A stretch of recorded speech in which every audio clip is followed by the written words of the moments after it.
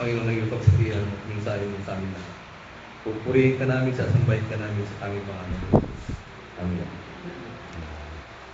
Amen, purihin ng Diyos. Pag binanggit po na tungkol sa barko ni Noah, nung mga bata pa tayo, sigurado ako, may nakarinig na sa atin, no? Oo po, amen po. So parang gusto natin sabihin, parang broke na. Kumbaga parang Pangkaraniwan. ano na, pangkaraniwan.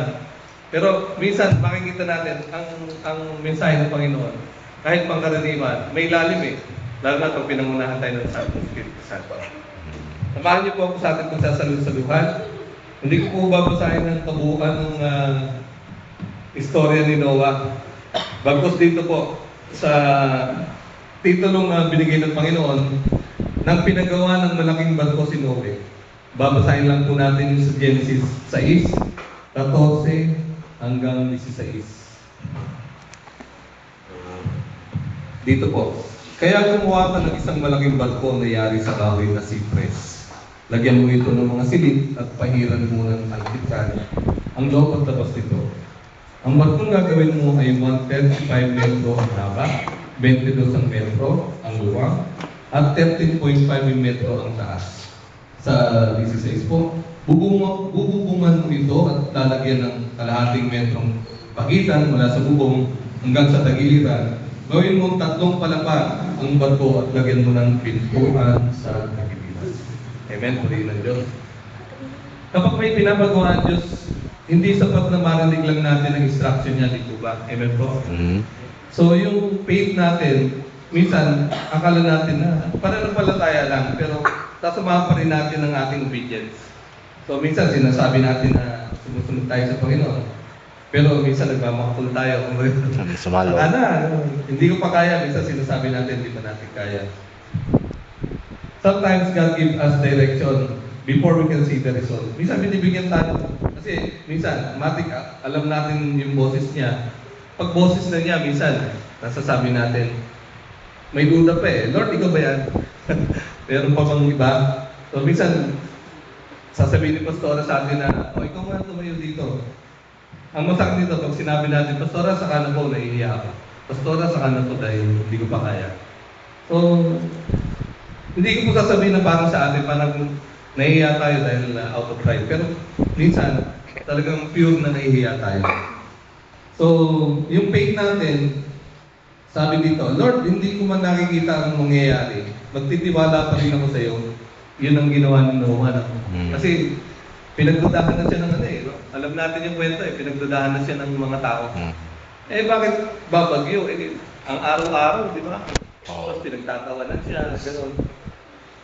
So, may tanong po muna ako no, bago tayo magtuloy-tuloy. Bago natin tapusin dahil may kailangan po ito. Ano po yung napansin nyo sa utos ng Diyos kay Noe? May tanong po ako, sige. Taas lang po kamay kung ano yung napansin. Ikaw, kapatid, ano yung napansin? Parang specific po kasi may mga sukat eh. Di po ba? Meron po ba? Ano yung sa'yo nun? Specific po. Specific. Sukat na. Oo, yung inuutos niya, may numerong dapat mong sundin. Agree ako dun sa sinabi ni Brother Joe. Very specific ang Panginoon. Oo. Di ba? Amen po. Kaya pag nagpe-pray tayo, dapat very specific. Huwag ka na magduda. Kasi para ka lang magiging alon na di ba lang sa... Pero dito po, ang isang kamanghamanghang mensahe ng Panginoon dito, specific siya, tama, nakuha ni Brother Joe. Kasi hindi na natin dapat pagtakat eh. Ano si kapatid, marinero eh. So, ang pinakamaganda dito, kapatid, ang hindi pinalagay ng Panginoon ay, nakuha ni kapatid, malibela. No? Hindi binigay ng Panginoon yung malibela. Tingnan niyo po. Di ba? Napansin natin. Binigay lahat ng detalye ng Diyos. Sukat, pati yung buhay ng tao eh. Sipres eh. Pero hindi binigay yung manibela. Bakit? Dahil kasi ang arko na minamaneho ay hindi si Noe nagmaneho. Sa 40 days and 40 nights, bagkus ang Diyos ang nagmaneho nito. Minsan sa buhay natin ay parang nasa gitna tayo ng bagyo. Pag may problema tayo, may sakit, given, di ba? Hindi tayo lahat tayo prone eh. Nagkakasipon tayo, nagkakaubo, nagkakaroon ng nagkaka-high blood. Pero hindi natin dapat isisisi Panginoon. Minsan, bumoto ng ating mga pag-aabuso na rin sa katawan. Diba, mahilig tayo sa coke, mahilig tayo sa baboy, mahilig tayo sa mga bagay na nagiging susi para tayo magkaroon ng sakit. So gusto natin, kontrolin natin yung sarili natin. Pero hindi binibigay ng Diyos na pusa tayong kontrolin. Bakit? Hindi niya kasi tayo ginawang mga robot. Hindi niya tayo ginawang robot, binigyan tayo ng free will. So ito po, gusto niya kasi matuto tayo, kaya doon sa bagay na yun, inaako ng Diyos yung sitwasyon na yun dahil sa sobrang sama na ng tao. So sa puso po ba natin, pag halimbawa tayo po ba ay nakakaramdam ng yung bang talagang sobrang na problema, sobrang sitwasyon, magmamaktol ba tayo? Bilang Kristiyano, di ba? Magdadalawang isip ka kasi alam mo yung Diyos siya nagbibigay ng lahat eh.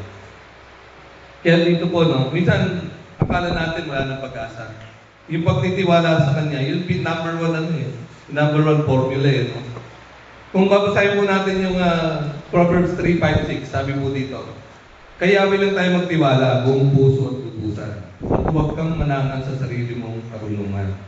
Sa lahat ng iyong gawain, siyang iyong alalahanin upang ikay patnubayan sa iyong tatahakin. Baka ngayon, sa ating sarili, may bagyo tayo, meron tayong sitwasyon.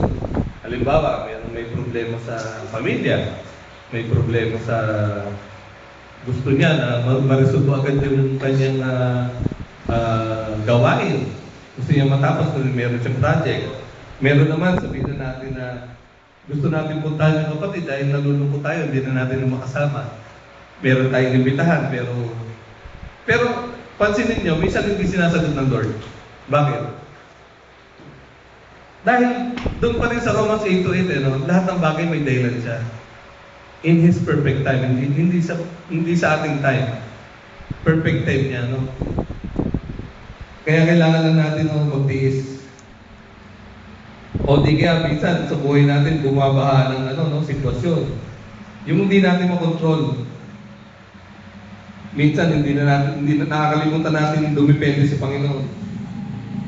Ito yung alalahanin natin, kailangan kontrolin ng lahat, kailangan manatili tayo, sabi ng Panginoon sa ako. Ako bahala sa iyo, sabi ng Panginoon kay Noah, makinig ka lang sa akin.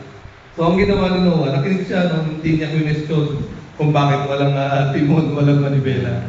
Hindi niya question ng Panginoon dahil ang Panginoon mismo may hawak. Si Jesus ang gumagabay, siya yung nagtitimon, siya yung gumaganap. Ang gagawin lang natin sumunod. Kasi sabi nga ng Panginoon hindi mo kailangan pilitin ang sarili mo sa isang bagay na hindi mo naman kaya. Kaya minsan pinipilit natin, Lord, bakit ayaw mo pa akong bigyan ng trabaho? Mahal ko pa ba ako? Nagduda ka pa. Yun nga ang pag-isip mo sa umaga doon pa lang mahal ka na ng Panginoon di ba? Isang araw ng biyaya. So tatapusin ko po sa pasasalamat yung mensahe ng Panginoon. At kung meron lang po kayong may babagi mamaya, bahala na po kayong tignan kung ano po yung kabutihan at binigay ng Panginoon. So dito po nakita na minsan sa buhay natin kaya hindi binibigay ng Panginoon yung mahirap. Dahil gusto niya yung pagbinigay ng Panginoon sa iyo. Yun ang time na dapat na nararapat na ibigay niya sa iyo. Sitwasyon na, anak, ito na ako, ito yung tama ka. So purihin po ang Diyos. Tayo po'y manalangin. Panginoon, salamat po, Panginoon, sa maigli mensahe ng Panginoon.